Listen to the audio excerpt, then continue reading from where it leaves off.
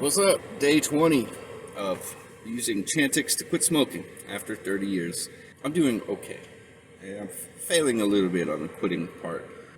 They tell you cut it in half and then cut it in half again after 4 weeks and then cut it in half again after another 4 weeks. And then by then you'll be down to almost nothing. You might as well just give it up at that point.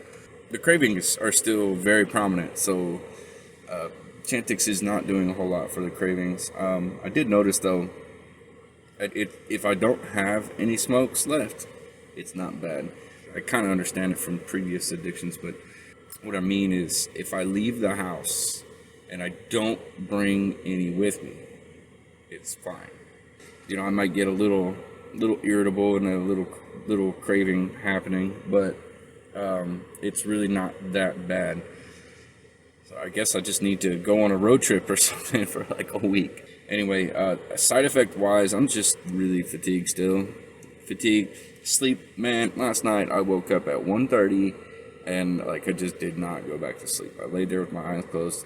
Just fatigue, tired, nausea, all that stuff. My body is more or less adapted to smoking while on Chantix, so it no longer gives me a headache and it no longer makes me feel ill. But there are times where I'm like, ugh, you know, but I do that anyway. I think the difference is now that I'm actually actively trying to smoke or not smoke. So I think that's where the difference is. Still waiting for that switch to flip.